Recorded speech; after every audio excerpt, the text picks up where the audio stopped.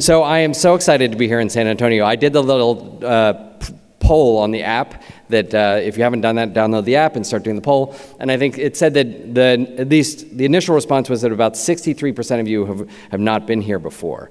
And it's really one of the things I love doing is just coming to a new place and exploring a new city. And especially when the theme Retropolitan, it's about this mix of old and new, these things we love, and the bigger picture. And, I come into a new city, I get in a hotel, often it's a big hotel, it's tall, and of course we start off with this view that we have of what's going on, but it's a view from way up. And of course, that's like the planner's view. And I say I often get very suspicious if I'm meeting with people, especially certain kinds of architects, and they have just slide after slide after slide of these big maps of 20 miles, these 20,000 foot pictures, because that's not really how we experience cities. You look out and you can't really get a sense of a city. And so what do? You start noticing the smaller things. And this is what we do in our neighborhoods. We drill down. We look at things more closely. And then we say, you know what, we're going to get down, I'm going to walk around. I've only just gotten to San Antonio. I got in late last night, so I just had a little bit of time today to walk around. And so got down on the ground and started just noticing the things. And of course, the first thing I noticed is that somebody noticed something when they celebrated and created the Riverwalk. This was a something that was in the city that had been neglected, that had been apparently a cause for danger and flooding, and it had been a liability that was turned into an asset.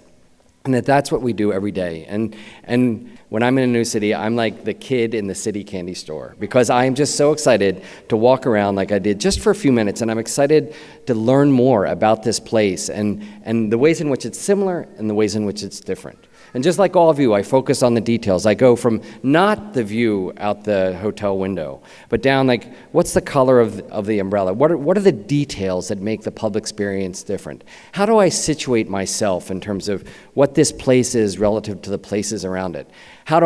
What do I notice? And these are cops in a boat. I'm always going to like, is it safe? Is it clean? The building blocks of a public space. I definitely want more cops in boats everywhere. I think that's kind of cool. And then, starting to learn from the locals about the history. So we don't forget the history, but then we see how we're building on it. And this is just walking down, and the culture of a place, not just the facts, but the spirit of a place and how that affects, and how do we make sure that we don't forget that the way some of us may have forgotten our rivers or our waterfronts or our public spaces that are neglected. How are the transportation systems evolving in new modes? I snapped a picture of the scooters, but I haven't been on one yet, but I'm going to get on one, I promise. And then how do these places, even as they have their unique characteristics, how do they represent the essence of where they are, even as they're similar to other places? And then I sort of came up from the Riverwalk, and I saw the Chamber of Commerce, and then I saw this series of signs: pay more, get less, no new taxes, vote no. And I don't know anything about this thing, so I'm not making any judgment about this particular thing.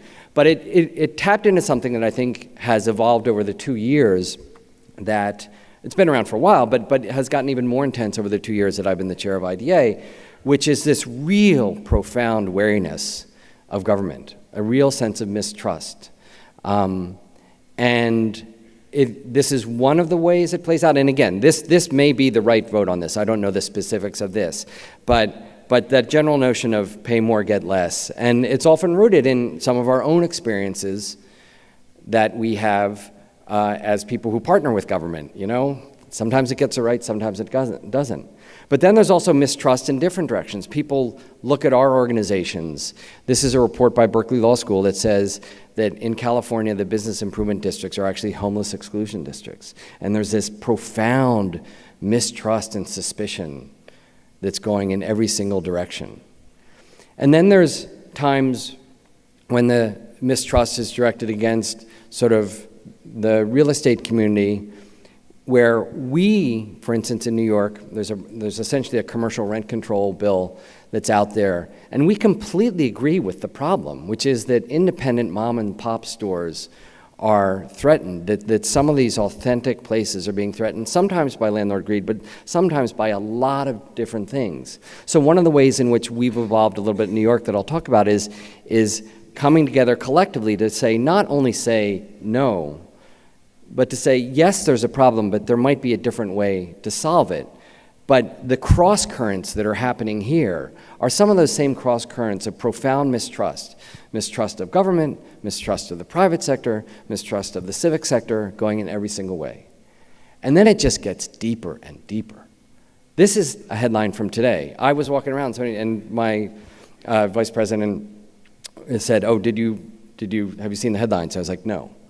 And so it's towards the press, it's towards politicians, but then it goes in other directions. I was like, I wonder if there's any mistrust going on in Canada. So I did a search of the Globe and Mail, and this is literally the same thing as well, in a different direction, like trust that spills over into violence.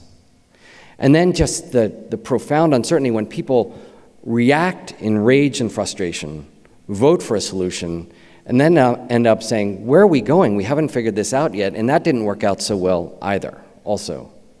So there's sometimes when we want to step back, and I saw this and I was moved, and there's sometimes when I've just been very sad about this trust, this anger, and what are we to do about it?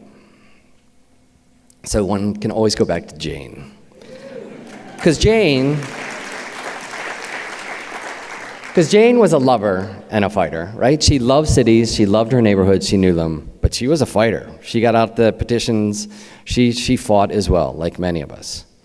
But also, she reacted against, and she became her own ideology that we have to be aware of because people like me worship her, but she went back to the basics of those details of like walking around down on the ground, just like I did on Riverwalk. Start off with the small things that are down on the ground.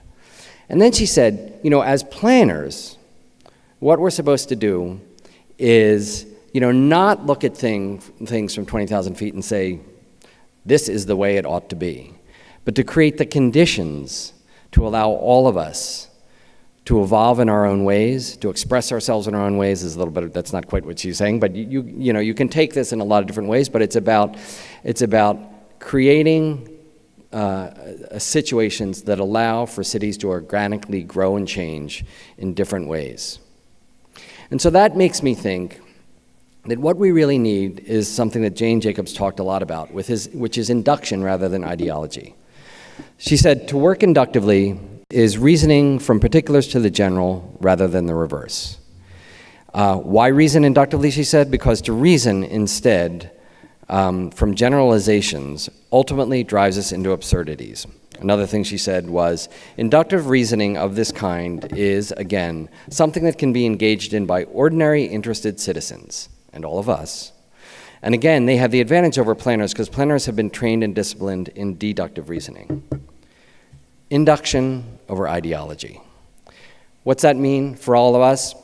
Everything's going local. There's so little faith in national, provincial things that we need to get local. Everybody's talking about it. All the solutions are coming out of cities and neighborhoods. We have a role to play in that. The mayors of London and Paris say similar kinds of things. It used to be nation states. Now it's about cities. That's where innovation is happening. So how does our role in this field evolve? In July, we gathered together about 100 people to talk about how bids and the bid movement, the place management movement, BIAs, whatever we call ourselves, has to continue to evolve. There's going to be a session on Friday morning where we talk some more about some of these preliminary principles that we came up with of how we need to adapt to this new environment to make a difference as we get into new ways of doing things. What are possible next steps that we can take collectively and individually to address the new sets of challenge, this atmosphere of mistrust, and the need when nobody trusts government and nobody trusts the private sector and people are suspicious of us, what we have to do to move forward in new ways and do new different things. So 2 days ago, in that same place where that bomb threat occurred, so the new publisher of the New York Times, the Times Square Alliance, was founded by his father, who was the publisher of the New York Times, after which Times Square is named. And he said this about the press: our job's enduring, to seek the truth hold power to account, and help people understand the world. And I thought, those are some good, strong ideas for us. What could we do? Maybe this is what we want to do. Speak the truth. Say what's really going on. Get down to the facts, down on the details. Just like what's actually going on. Work with both the powerful and the powerless, and help people understand the world within our cities, and especially our role in that world. What's our role? We need to tell our narrative. We need to tell people, and I'll close with this, a few things. One, we like to mix it up and make it messy. We are beware of the big. Not that big is always bad, big ideas are great, but we start with the small and build to the big. We build bridges. We play with many partners. We have the curiosity of a child and the eyes of an artist. And we know that induction beats ideology every single time. Thank you.